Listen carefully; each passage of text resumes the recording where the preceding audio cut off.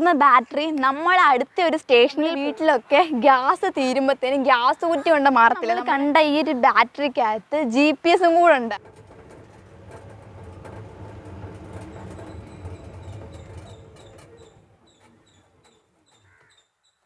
പണ്ട് മുതൽ ഈ ഒരു ഓട്ടോറിക്ഷ എന്ന് കേൾക്കുമ്പോഴത്തേനും നമ്മുടെ മനസ്സിലോട്ട് വരുന്ന ഒരു കമ്പനിയാണ് നമ്മുടെ പിയാജിയോ. ഏറ്റവും കൂടുതൽ എനിക്ക് തോന്നുന്നു ചിലപ്പോൾ ഇന്ത്യയിലെ ഓട്ടോറിക്ഷകൾ വിറ്റഴിച്ചതും ഈ ഒരു കമ്പനി തന്നെയായിരിക്കും. അപ്പം ഇത്ര നമുക്ക് വിശ്വസനീയമായ ഒരു കമ്പനിയിൽ നിന്നും ഒരു ഇലക്ട്രിക് വണ്ടി വരുമ്പോഴത്തേനും അതും നമുക്ക് ഉറപ്പായിട്ടും വിശ്വസിക്കാൻ പറ്റുന്ന ഒരു വണ്ടി തന്നെയായിരിക്കും. അപ്പോൾ ഇന്ന് ഞാൻ പരിചയപ്പെടുത്താൻ പോകുന്നത് പിയാജിയോയുടെ ആപ്പെ E-City എന്ന് പറയുന്ന ഈ ഒരു ഓട്ടോയാണ്. So welcome to a new episode of അപ്പം നമ്മൾ ഇത്രയും നാൾ നമ്മുടെ ചാനലിലൂടെ പരിചയപ്പെട്ടാണ്, ഇല്ലെങ്കിൽ മറ്റ് കമ്പനികളുടെയൊക്കെ ഒരു ഇലക്ട്രിക് ഓട്ടോ എന്ന് പറയുമ്പോഴത്തേനും അതിൻ്റെ ഒരു രൂപം എന്ന് പറഞ്ഞാൽ തികച്ചും എന്താണ് നമ്മൾ നോർമലി കാണുന്ന ഓട്ടോസിൽ നിന്ന് വ്യത്യാസപ്പെട്ടിട്ടുള്ളൊരു രൂപമായിരിക്കും. പക്ഷേ ഇതിപ്പോൾ നോക്കിയാലേ നമുക്കറിയാം, അതായത് നമ്മുടെ ആപ്പയുടെ തന്നെ നമ്മുടെ സിറ്റി ഉണ്ടല്ലോ അവരുടെ ഓട്ടോ, അപ്പോൾ ആ സിറ്റിയുടെ തന്നെ ഓൾമോസ്റ്റ് സെയിം ആണ് സംഭവം. നമുക്ക് ഈ സിറ്റിയിലോട്ട് വന്നപ്പോഴും, അതായത് ഇപ്പം ഇലക്ട്രിക് ആയപ്പോഴത്തേനും വന്ന ചെറിയ ചെറിയ മാറ്റങ്ങളേ ഉള്ളൂ. അപ്പോൾ നമുക്ക് ഈ സിറ്റിയെ പൂർണ്ണമായിട്ടൊന്ന് പരിചയപ്പെട്ടതിന് ശേഷം വില, അതുപോലെ തന്നെ ബാക്കി നമ്മുടെ വാറണ്ടി സൈഡൊക്കെ നമുക്ക് അപ്പം നോക്കാം.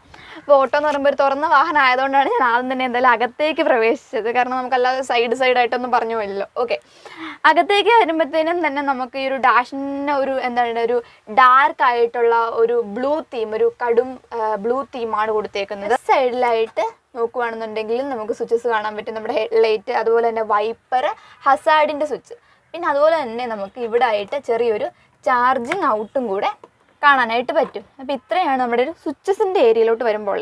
ഇനി നമുക്ക് ഒന്ന് ക്ലസ്റ്റർ എന്തൊക്കെ കാര്യങ്ങളാണ് ക്ലസ്റ്ററിലോട്ടൊന്ന് നോക്കാം. അപ്പം ജസ്റ്റ് കീ ഓണാക്കുമ്പോഴത്തേനൊരു 1-2 സെക്കൻഡിൻ്റെ താമസമുണ്ട് ജസ്റ്റ് ഒന്ന് ക്ലസ്റ്റർ ഓൺ ആവാനായിട്ട്. അപ്പം ക്ലസ്റ്ററിൽ നമുക്കറിയാമല്ലോ നമ്മുടെ ടെൽറ്റെയിൽ വാർണിംഗ് സിമ്പിൾസ് പോലെ ബാറ്ററിയുടെയും നമ്മുടെ കീയുടെയൊക്കെ ഇൻഡിക്കേഷൻസ്. ദെൻ മേളിലായിട്ടുണ്ട് നമ്മുടെ റിവേഴ്സ്, ന്യൂട്രൽ, അതുപോലെ തന്നെ ഫോർവേഡ്, ബൂസ്റ്റ്. ഈ ബൂസ്റ്റ് എന്നാന്ന് ചോദിച്ചാൽ നമ്മൾ പവർ മോഡ് എന്നൊക്കെ പറയത്തില്ല, സെയിം സംഭവമാണ്. അതായത് നമുക്കിപ്പം ഫോർവേഡ് ഇട്ടിട്ട് നമ്മളിപ്പോൾ ഒരു കയറ്റം കയറിക്കൊണ്ടിരിക്കുകയാണ്, അപ്പോഴത്തേനും നമുക്ക് പവർ കുറച്ചുകൂടെ വേണമെന്നുണ്ടെങ്കിൽ നമ്മൾ നേരെ ബൂസ്റ്റിലോട്ട് മാറ്റുന്നു, ചേഞ്ച് ചെയ്യുന്നു, നമുക്ക് ആ ഒരു കയറ്റം നല്ലപോലെ കയറാൻ പറ്റും. അതാണ് നമ്മുടെ ബൂസ്റ്റ് എന്നുള്ളൊരു ഓപ്ഷൻ.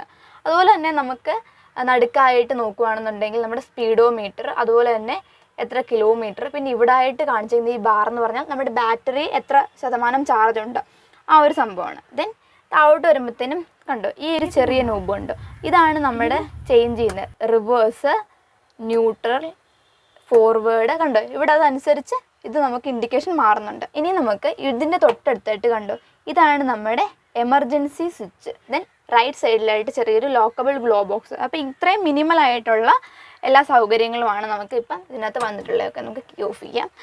ഇനി നമുക്ക് സീറ്റിൻ്റെ താഴെയായിട്ട് നോക്കുകയാണെന്നുണ്ടെങ്കിൽ നമ്മുടെ ലൈറ്റിൻ്റെ ആവശ്യത്തിനായിട്ടൊക്കെ ഉള്ള പവർ എടുക്കാനായിട്ട് ഒരു സെപ്പറേറ്റ് ആയിട്ടുള്ളൊരു ഓക്സിലറി ബാറ്ററിയും കൂടെ നമുക്ക് പ്രൊവൈഡ് ചെയ്തിട്ടുണ്ട്. ഇനി നമുക്കറിയാനുള്ളതെന്ന് പറഞ്ഞാൽ എന്താണ് നമ്മുടെ പാസഞ്ചർ ഇരിക്കുന്നുണ്ടോ. ഓക്കെ, അങ്ങോട്ട് പോകുമ്പോഴത്തേനും ചെറിയൊരു ഡോറും കാര്യങ്ങളൊക്കെ കൊടുത്തിട്ടുണ്ട്. അപ്പോൾ അകത്തേക്ക് കയറുവാണെന്നുണ്ടെങ്കിൽ ഒരു 3 ആൾക്കാരെയാണ് കപ്പാസിറ്റി വരുന്നത്. ഇപ്പോൾ എന്നെപ്പോലുള്ള ആൾക്കാരൊക്കെ ആണെന്നുണ്ടെങ്കിൽ ഒരു 4 പേര് 5 പേരൊക്കെ ആണെങ്കിൽ കയറും. അപ്പോൾ അത്യാവശ്യം ഡീസൻ്റ് ആയിട്ടുള്ള സിറ്റിങ്ങും കാര്യങ്ങളും എല്ലാം തന്നെയാണ്. കൂടുതലൊന്നും നമുക്ക് ബാക്കിലോട്ട് പറയാനില്ല. സോ നമുക്ക് മെയിൻ പോർഷൻ, അതായത് നമ്മുടെ ഇലക്ട്രിക് ഓട്ടോയുടെ ബാറ്ററി യൂണിറ്റ്, നമ്മുടെ ബാറ്ററി പാക്ക് ഇരിക്കുന്നത് നമ്മുടെ ബാക്കിലായിട്ടാണ്.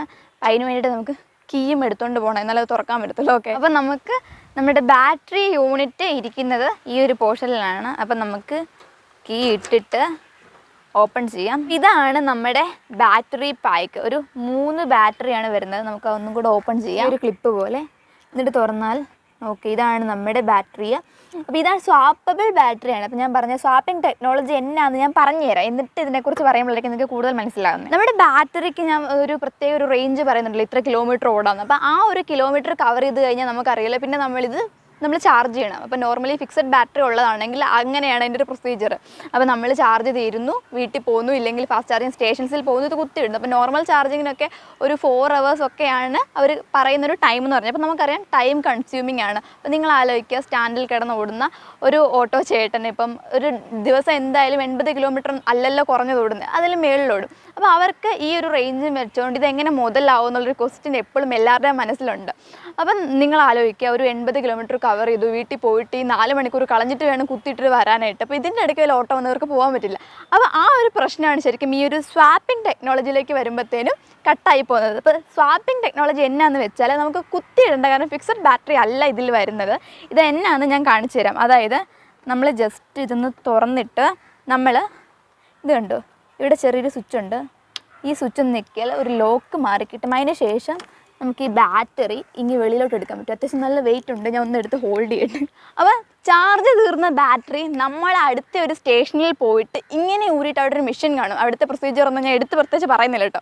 അപ്പോൾ അതിലേക്ക് നമ്മൾ നമ്മുടെ ചാർജ് തീർന്ന ബാറ്ററി വെച്ച് കൊടുത്താൽ നമുക്ക് അവിടുന്ന് ഫുൾ ചാർജ് ആയിട്ടുള്ള ഒരു ബാറ്ററി കിട്ടും. അപ്പോൾ നിങ്ങൾ അടുത്തൊരു സ്റ്റേഷനിൽ പോയിട്ട് ഈ ഒരു പ്രക്രിയ നടത്താനായിട്ട്, അതായത് നിങ്ങളുടെ ബാറ്ററി എടുത്ത് അവിടെ വെച്ച് പുതിയൊരു ബാറ്ററി എടുത്ത് വെക്കാനായിട്ട് കുറഞ്ഞ ഒരു 2 മിനിറ്റിൻ്റെ പരിപാടിയേ വരത്തുള്ളൂ. അപ്പോൾ നിങ്ങൾ ആലോചിക്കുക, നിങ്ങൾക്ക് കുത്തിയിടാനായിട്ടുള്ള കഷ്ടപ്പെടുന്ന 4 മണിക്കൂറിൻ്റെ പരിപാടി സ്വാപ്പിംഗ് ടെക്നോളജിയിൽ പൂർണ്ണമായിട്ട് ഇവർ മറികടക്കുകയാണ് ചെയ്യുന്നത്.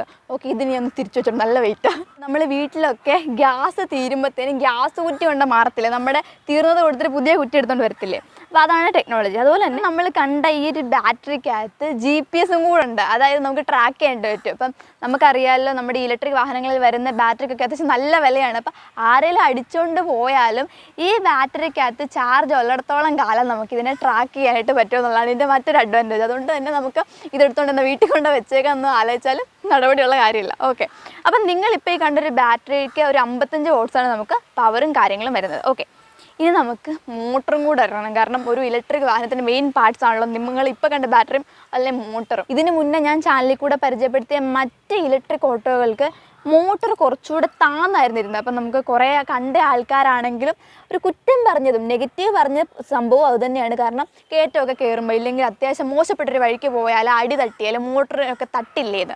അപ്പോൾ ഇതിപ്പോൾ നോക്കുവാണെന്നുണ്ടെങ്കിൽ നമുക്ക് മോട്ടർ ഇച്ചിരി ഉയരത്തിലാണ് ഇരിക്കുന്നത്. അതുകൊണ്ട് തന്നെ നമുക്കങ്ങനെ പ്രശ്നമൊന്നും ഉണ്ടാവത്തില്ല. അപ്പം ഈ കാണുന്ന ഒരു മോട്ടർ നമുക്കൊരു 5.6 കിലോ വാട്ടിൻ്റെയാണ് മോട്ടർ നിങ്ങൾ കണ്ടുകൊണ്ടിരിക്കുന്നത്. ഓക്കെ, വേറൊരു കാര്യം കൂടെ, റിയർ സൈഡ് സസ്പെൻഷനിലോട്ട് നോക്കുകയാണെന്നുണ്ടെങ്കിൽ നമുക്കൊരു ബുഷ് ടൈപ്പ് സസ്പെൻഷനും കാര്യങ്ങളാണ് വരുന്നത്. അപ്പോൾ ഇത്രയാണ് നമുക്ക് പറയാനായിട്ടുള്ള കാര്യങ്ങൾ. ഇനി നമുക്ക് മെയിനായിട്ട് പ്രൈസ്, വാറണ്ടി, സർവീസ് ഇൻ്റർവെല്ല്, അതുപോലെ തന്നെ വേറെ കുറച്ച് കാര്യങ്ങളോട് നോക്കാം. എത്രമാത്രം ഒരു കിലോമീറ്ററിന് പെർ കിലോമീറ്ററിന് എത്ര കോസ്റ്റ് വരുന്നു കൂടെ നമുക്ക് നോക്കാം. അപ്പോൾ നമുക്ക് ആദ്യം തന്നെ ഇനി സർവീസ് ഇൻ്റർവെല്ല് എപ്പോഴൊക്കെയാണെന്ന് നോക്കാം. അപ്പോൾ ഓരോ 10,000 കിലോമീറ്ററിലുമാണ് നമുക്ക് സർവീസ് ഇൻ്റർവെല്ല് വരുന്നത്. പിന്നെ 20,000 കിലോമീറ്ററിലാണ് നമുക്ക് ഓയിൽ ചേഞ്ച് വരുന്നത്. അപ്പം മെയിൻ്റനൻസിൻ്റെ കാര്യത്തിൽ പറയേണ്ട വേറൊരു കാര്യം എന്ന് പറഞ്ഞാൽ നിങ്ങൾക്ക് അറിയാമല്ലോ, ഒരു ഇലക്ട്രിക് വാഹനത്തിന് നമ്മുടെ ബാക്കി പെട്രോൾ അല്ലെങ്കിൽ ഡീസൽ വാഹനങ്ങളെ അപേക്ഷിച്ച് നോക്കുമ്പോഴത്തേനും നമുക്ക് മെയിൻ്റനൻസ് കോസ്റ്റ് കുറവായിരിക്കും. കാരണം മൂവിങ് പാർട്സ് ഒക്കെ കുറവായതുകൊണ്ട് തന്നെ അങ്ങനെയുള്ള വേറാണ്ടിയർ ആയിട്ട് വരുന്ന മെയിൻ്റനൻസ് കോസ്റ്റൊക്കെ നമുക്ക് ഇതിനകത്ത് ഇല്ലെന്ന് തന്നെ പറയാം. അപ്പോൾ ഇനിയിപ്പോൾ ഇതിൻ്റെ കോസ്റ്റിൻ്റെ കാര്യത്തിലോട്ട് വരുമ്പോൾ തന്നെ ഇപ്പം നമ്മൾ പറഞ്ഞതനുസരിച്ച് ഈ ഒരു വാഹനത്തിന് 1 കിലോമീറ്ററിന് ഏകദേശം മാക്സിമം ഒരു 2.5 രൂപയോളവേ കോസ്റ്റ് വരുന്നുള്ളൂ. അപ്പം നമുക്കിപ്പോൾ നമ്മുടെ ഡീസൽ ഓട്ടോയുടെ കാര്യമൊക്കെ നോക്കുവാണെന്നുണ്ടെങ്കിൽ ഒരു 7 രൂപയോളം അവിടെ നമുക്ക് വരുന്നുണ്ട്. ഇനിയിപ്പോൾ നമുക്ക് CNG ഒക്കെ ആണെങ്കിൽ ഒരു 4.5 രൂപയോളം വരുന്നുണ്ട്. അപ്പോൾ ഈ ഒരു 2.5 രൂപയ്ക്കകത്ത് നമുക്ക് ഈ ഒരു ടയർ അങ്ങനെയുള്ള എല്ലാ കാര്യങ്ങളും ഉൾപ്പെട്ടിട്ടാണ് മൊത്തം കോസ്റ്റാണ് നമ്മൾ പറയുന്നതാണ് വേറൊരു കാര്യം എന്ന് പറഞ്ഞാൽ. ഓക്കെ, ഇനിയിപ്പം നമുക്ക് അറിയേണ്ടതാണ് ഇതിൻ്റെ വാറണ്ടി. അപ്പം വാറണ്ടി നമുക്ക് ഇപ്പോൾ വരുന്നതെന്ന് പറഞ്ഞാൽ ഏതാണ്ട് 3 വർഷം ഇല്ലെങ്കിൽ 1 lakh കിലോമീറ്ററാണ് വാറണ്ടി വരുന്നത്. ഇനിയിപ്പം അടുത്തായിട്ട് മെയിൻ ഫാക്ടർ, അതായത് ഇതിൻ്റെ വില വിവരം. അപ്പോൾ നമുക്ക് ഇപ്പോഴത്തെ ഒരു ഇതനുസരിച്ച് നമുക്ക് ഓൺ റോഡ് പ്രൈസ് വരുന്നത് ഒരു 2.5 ലക്ഷം രൂപയാണ്. ഇത് വേരി ചെയ്യും, നമുക്കറിയാമല്ലോ, വാഹനമാണ്, ഓരോ ഇതനുസരിച്ച് വേരി ചെയ്യും. അടുത്തായിട്ട് ഈ ഒരു വാഹനം എടുക്കാനായിട്ട് ആഗ്രഹിക്കുന്നവർക്ക് മെയിനായിട്ട് അറിയേണ്ട ഒരു കാര്യമാണ് ഇതിൻ്റെ ഫിനാൻസ് അല്ലെങ്കിൽ ലോണിൻ്റെ ഭാഗം എങ്ങനെയാണെന്നുള്ളത്. നിങ്ങൾക്ക് നല്ല സിബിൽ സ്കോർ ഒക്കെ ഉള്ളൊരു വ്യക്തിയാണെന്നുണ്ടെങ്കിൽ നാഷണലൈസ്ഡ് ബാങ്ക്സിൽ നിന്ന് വെറും 8% ഇൻട്രസ്റ്റ് റേറ്റിൽ നിങ്ങൾക്ക് മുദ്രാ ലോൺ കിട്ടും. അതേസമയം നിങ്ങളുടെ പ്രൊഫൈലൊക്കെ മോശമാണെന്നുണ്ടെങ്കിൽ നിങ്ങളിപ്പോൾ ഒരു പ്രൈവറ്റ് ഫിനാൻസിൽ പോവുകയാണെന്നുണ്ടെങ്കിൽ അവിടെ ഈ ഒരു 8% ഒന്നും അല്ല, 22% ഇൻട്രസ്റ്റ് റേറ്റ് കൂടുതലായിരിക്കും. നെക്സ്റ്റ് ബാങ്ക് ആണെന്നുണ്ടെങ്കിൽ നമ്മൾ 1 ലക്ഷം രൂപയ്ക്ക് ഒരു മാസം 2,000 അടയ്ക്കുന്നുണ്ടെങ്കിൽ പ്രൈവറ്റ് ബാങ്കിലോട്ട് പോകുമ്പോഴത്തേനും ഈ 1 ലാഖിന് നമുക്ക് 3,500, അതായത് ഒരു 1,500 രൂപ അധികം അടയ്ക്കേണ്ടി വരും. ഞാൻ ഇപ്പോൾ പറഞ്ഞത് വെറും 1 ലക്ഷത്തിൻ്റെ കാര്യമാണ്. അപ്പോൾ നിങ്ങൾ ഇച്ചിരൂടെ റേറ്റ് കൂടുതലാണെങ്കിൽ അത് കാൽക്കുലേറ്റ് ചെയ്യുക. ഓക്കെ, ഇനിയിപ്പോൾ ഡൗൺ പേയ്മെൻറ്റ് അതും കൂടെ പറയണമല്ലോ. അപ്പോൾ ഡൗൺ പേയ്മെൻറ്റ് ഏകദേശം ഒരു 40,000 രൂപയാണ് നമുക്ക് ഡൗൺ പേയ്മെൻറ്റ് നമ്മുടെ ഈ ഒരു ആപ്പ് E-Cityക്ക് വരുന്നത്. ഞാൻ പറഞ്ഞല്ലോ, ബാറ്ററി സ്വാപ്പിംഗ് ആണ് ടെക്നോളജി വരുന്നത്.